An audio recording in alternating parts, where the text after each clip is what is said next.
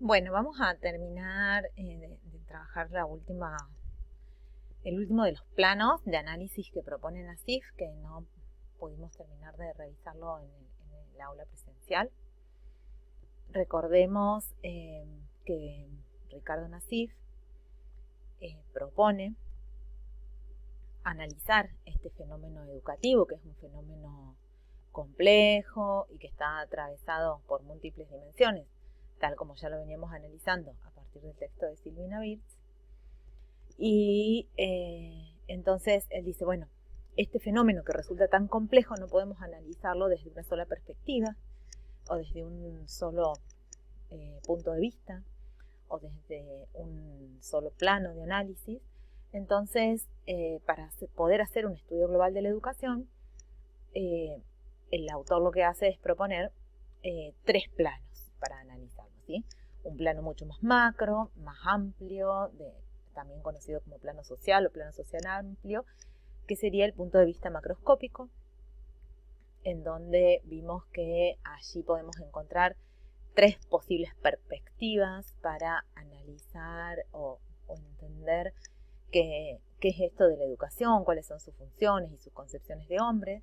Recordemos que son perspectivas de diferentes posiciones teóricas que se encuentran dentro de este plano microscópico, ¿no?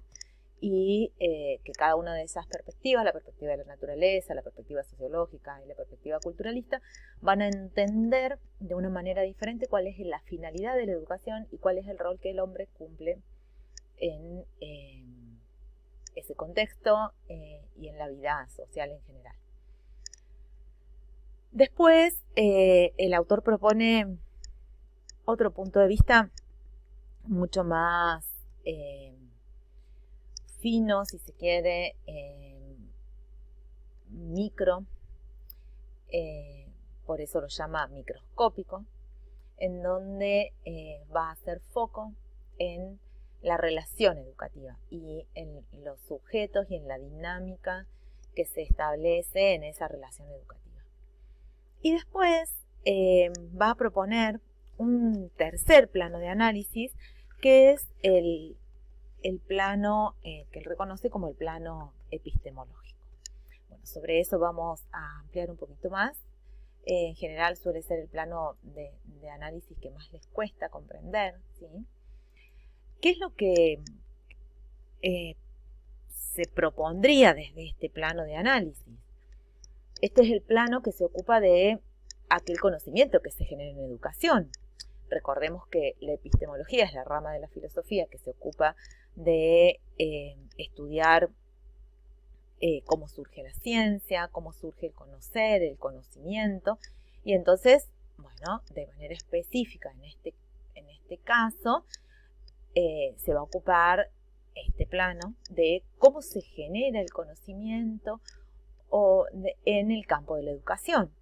De qué trata, qué va poniendo en evidencia, qué supuestos subyacen a cada uno de esos marcos conceptuales que se van construyendo y van emergiendo. Esas son las preguntas que podríamos encontrar en este plano de análisis, ¿sí?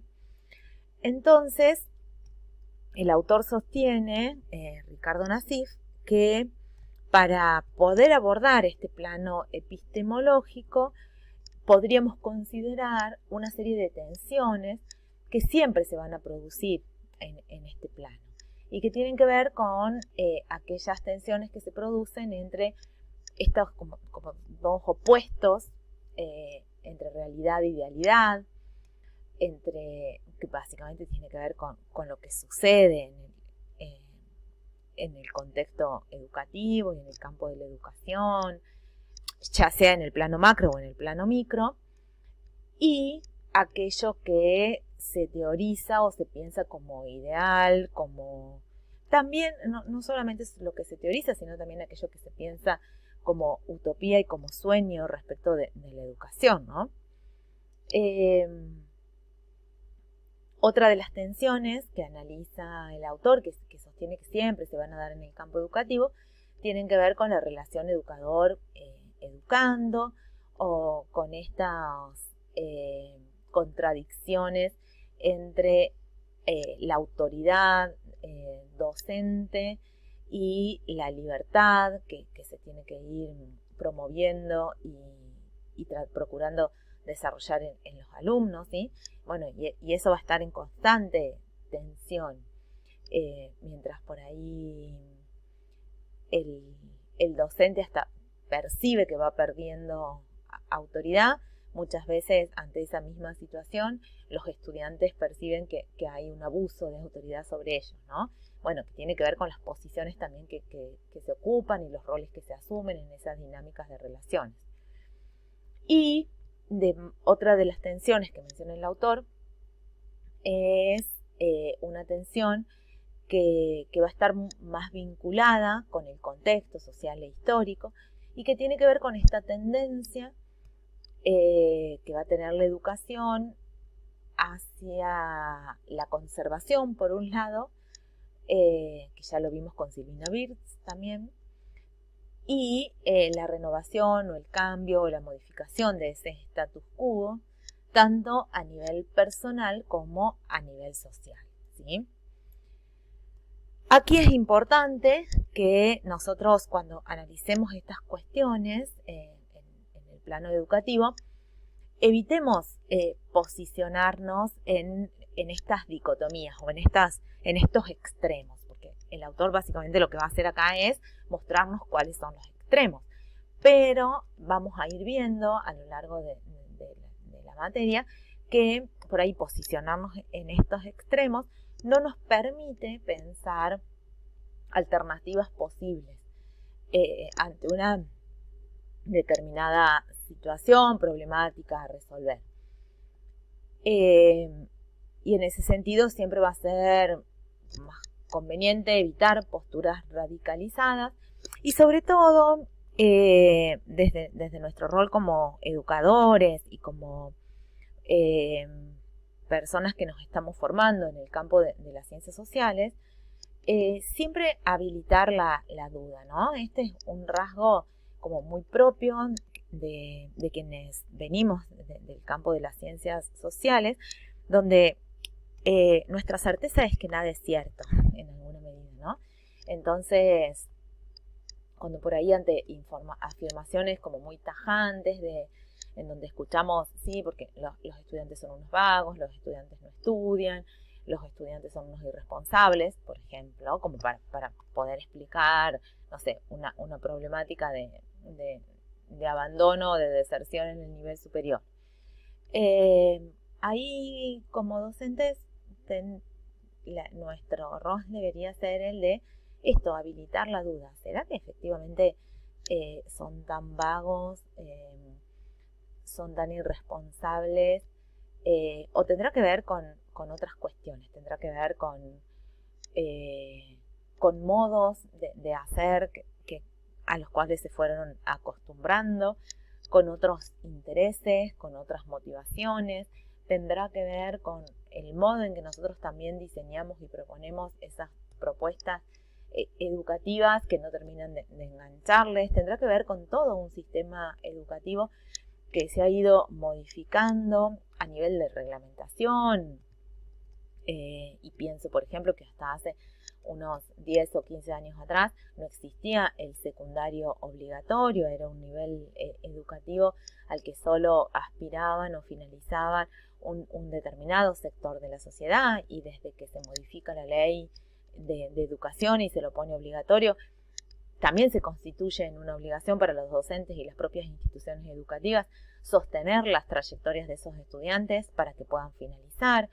Pero bueno, el sostener esas trayectorias de los estudiantes efectivamente se ha hecho con calidad y los niveles de exigencia y de aprendizajes acordes a los que se esperaba, o se los fue solo acompañando para que finalizaran. Bueno, tiene que ver con todas estas cuestiones, ¿no? Entonces, por eso, volvemos a la idea de que cuando señalamos o muchas veces efectuamos determinadas afirmaciones como muy tajantes y muy rotundas, creyendo que tenemos la verdad, nuestro rol debería ser siempre el de habilitar la duda, ¿no?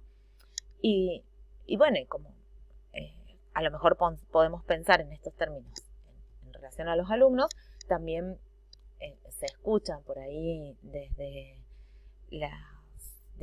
otro lugar juicios o valoraciones respecto a la figura de los docentes, ¿no? Sí, son docentes que no tienen paciencia, que no saben explicar, que son muy exigentes. Y entonces, bueno, ¿desde qué lugar se está diciendo eso? ¿Cuáles son las realidades que esos docentes muchas veces tienen que enfrentar? Por ahí hacer el seguimiento, no sé, de 150 alumnos a cargo de un único docente. ¿Será lo mismo que hacer el seguimiento de 5 estudiantes en una cátedra en donde hay 4 docentes, por ejemplo? Bueno, son todas cuestiones que tenemos que preguntarnos. Entonces, nada es tan blanco o es tan negro en el campo de la educación, ¿sí? Y siempre es importante preguntarse qué hay detrás. Y en ese sentido, lo que propone Nassif es que estas contradicciones internas que siempre van a estar presentes en el campo de la educación, en realidad lo único que hacen es mostrarnos o poner sobre el tapete o poner en evidencia otras contradicciones que ya existen a nivel social. Es decir, estas funciones sociales de la educación que pueden tender hacia la conservación o hacia la transformación, en realidad son tensiones que también se dan en el plano de la sociedad, ¿sí? Se dan más allá de la escuela. En realidad, la escuela o las instituciones educativas o la educación forma parte de ese contexto social. Tal vez la educación se ha constituido como en un medio para tomar conciencia de la existencia de esas contradicciones. Y ahí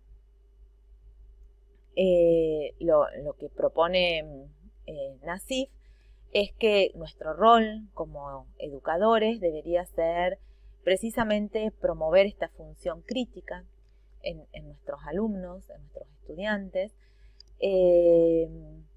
que tendría como propósito en última instancia convertirse en un límite de esa tendencia a seguir reproduciendo siempre lo mismo,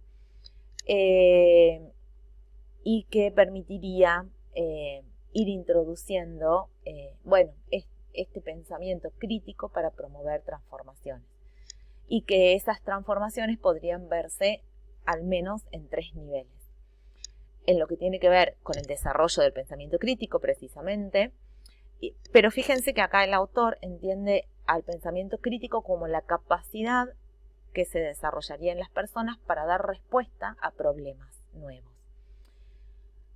Mientras que la conciencia crítica tendría que ver con la concientización, que muchas veces nosotros lo entendemos como pensamiento crítico.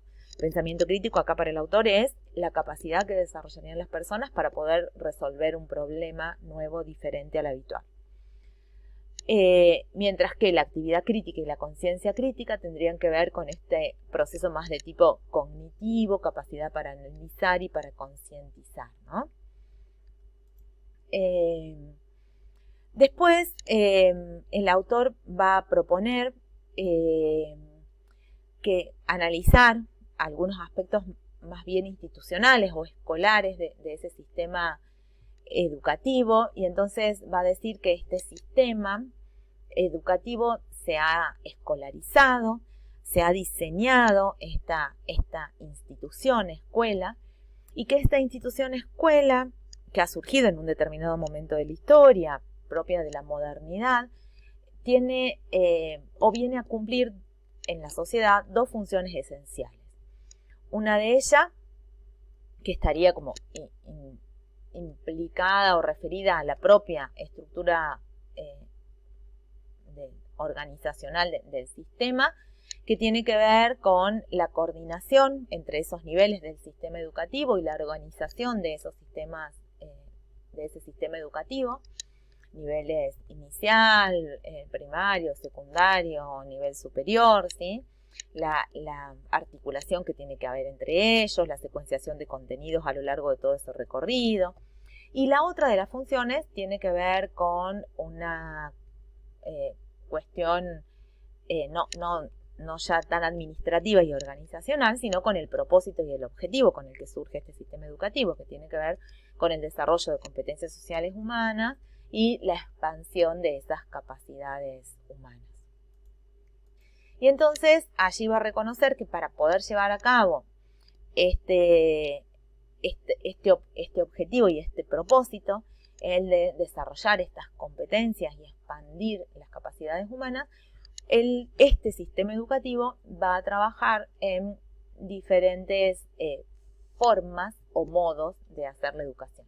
Y entonces ahí vuelven a aparecer, fíjense, las categorías que ya veníamos trabajando, de educación formal, educación no formal y educación informal.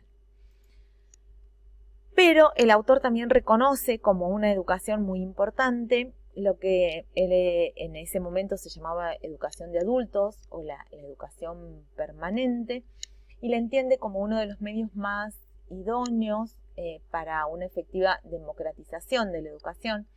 ¿Por qué? Porque en algún momento de la historia educativa muchos adultos no lograban la finalización de sus niveles educativos, ¿sí? Entonces, recién en la adultez lograban a lo mejor la adquisición de la alfabetización o la adquisición de ciertas competencias básicas que le permitiesen profesionalizarse o desarrollar una profesión, ¿no? Y cierra este texto el autor planteando algunas cuestiones que sería necesario pensar. Y ahí es importante que ustedes distingan que algunas de estas cuestiones que sería necesario pensar en realidad son planteadas por el propio Ricardo Nassif, y algunos de estos otros tópicos son planteadas por quien hace la reseña del artículo que ustedes van a tener que leer o analizar. Porque en realidad el artículo que ustedes van a leer no es un artículo del propio Ricardo Nassif, sino alguien de otra persona que hace una reseña sobre todo el libro que escribe Ricardo Nassif y que acá nosotros presentamos de manera muy resumida. ¿Y cuáles son estas cuestiones que deberíamos seguir pensando? Las transformaciones que han ido sufriendo los sistemas políticos y económicos a nivel mundial y la influencia que eso ha tenido en la educación, en las demandas del mercado de trabajo, y cómo eso ha ido condicionando, definiendo también los diferentes planes de estudios, por ejemplo, de los estudiantes, de las diferentes carreras, o cuáles son aquellas competencias o habilidades que se espera desarrollar en las personas, ¿sí? Que muchas veces van a estar definidas por el sistema económico. Entonces también propone en este sentido repensar brevemente el contexto social actual en que nos encontramos, que nunca va a estar, digamos, los procesos educativos nunca van a ser escépticos y alejados de ese contexto social en que nos encontramos, ¿no? Hace referencia también a los cambios tecnológicos que se han ido desarrollando en este último tiempo, los avances tecnológicos que en alguna medida también genera contradicciones, porque si bien uno podría pensar que hoy con las tecnologías cualquier persona puede acceder de manera mucho más fácil al saber y al conocimiento, de hecho lo vivenciamos el año pasado, los años anteriores, por ejemplo, con todo el desarrollo que se ha hecho a nivel científico en la investigación del COVID, y que todo se publicaba de manera abierta y gratuita, lo cual ha permitido que los diferentes centros de investigación pudiesen desarrollar en el mundo de manera simultánea muchísimos experimentos, compartiendo, por ejemplo, con el desarrollo de las vacunas, compartiendo los resultados casi de manera inmediata en el momento en que se estaban llevando a cabo. Pero, bueno, también en alguna medida estos desarrollos tecnológicos pueden aumentar las brechas de desigualdades entre aquellas personas que tienen acceso a la tecnología y aquellos que no la tienen, ¿no? Bueno, y en el campo de la educación hay autores que plantean la existencia de nuevas brechas que se estarían generando entre aquellas personas que pueden ver enriquecidos sus procesos de aprendizaje por el acceso a la tecnología de aquellos otros que no, o aún de aquellas personas que si bien tienen acceso a la tecnología, los espacios, las prácticas culturales, los modos de interactuar con esa tecnología los van haciendo intelectualmente pobres en oposición a quienes se van conformando como intelectualmente más ricos. Y básicamente tiene que ver con los usos que un grupo de personas y otros hacen de esas tecnologías, ¿no? Mientras algunas personas utilizan las tecnologías con fines más culturales, académicos, otros hacen un uso netamente social.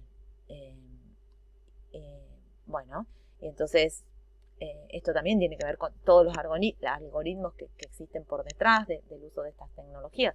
Ustedes vieron que nosotros, no sé, buscamos un video en YouTube o buscamos una palabra determinada en el buscador y automáticamente el algoritmo va aprendiendo acerca de cuáles son nuestros intereses y nos va compartiendo o sugiriendo nuevas búsquedas o nueva información en función de lo que acabamos de buscar. Bueno, precisamente esto es lo que va haciendo estos algoritmos, es ir convirtiéndonos en personas intelectualmente más ricas o pobres en función de estas sugerencias de lectura, de visualización, de consumos culturales que nos va proponiendo. También se han generado en estos últimos tiempos importantes cambios a nivel de estructuras y de funciones del concepto de familia, lo cual sin duda tiene su influencia en los contextos educativos.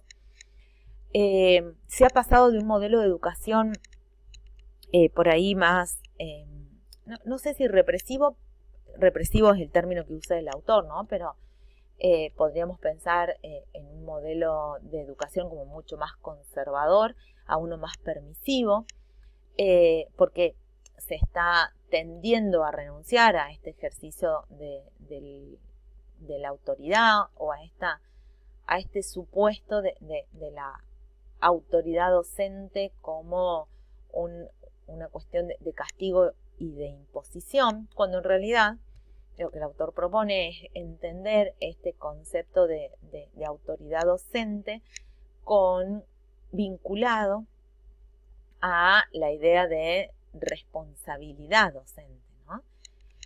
Que ya lo charlamos en la clase, esta responsabilidad que tiene el docente de ir otorgando diferentes márgenes de libertad para promover la autonomía de nuestros estudiantes. Y lo que también propone el autor es que las instituciones educativas o las instituciones que se ocupan de la educación deberían pensarse más allá de la escuela, entendiendo que la escuela ya no es o no resulta suficiente para dar respuesta a las múltiples demandas que están surgiendo a nivel de contexto social. Y por ahí la tendencia que uno visualiza es precisamente la opuesta, ¿no? En donde se le reclama a la escuela o se deposita en la escuela la atención de cada vez más de estas problemáticas. Entonces hoy la escuela en muchos sectores se ha convertido en el espacio, en el lugar en donde se realiza la atención sanitaria de los sectores de la población o en donde se asegura la alimentación de determinados grupos de niños y jóvenes, en donde se la piensa a la escuela como ese espacio de contención para evitar que los niños y los jóvenes estén expuestos a determinados sectores de vulnerabilidad, y se va desdibujando en alguna medida su función netamente educativa y porque bueno, las prioridades o las necesidades de esos sectores sociales son otros, y precisamente esto se deposita en la escuela, la responsabilidad de atender a esas necesidades, ¿no? Cuando en realidad lo que propone el autor es que debería repensarse esta cuestión y tal vez diseñar otras redes, otros organismos institucionales que puedan atender a estas otras necesidades para que la escuela vuelva a recuperar la función educativa que le compete. Bueno, con esta última idea cerramos. Yo fui infiriendo por ahí algunas relaciones con el texto de Silvina Birch. Cuando ustedes se pongan a revisar y a leer en profundidad ambos textos, seguramente van a ir viendo ahí muchas conexiones que pueden establecer, y entre las ideas de la autora Silvina Birch y de este segundo autor que hemos visualizado en esta clase, y ese es el ejercicio que les proponemos.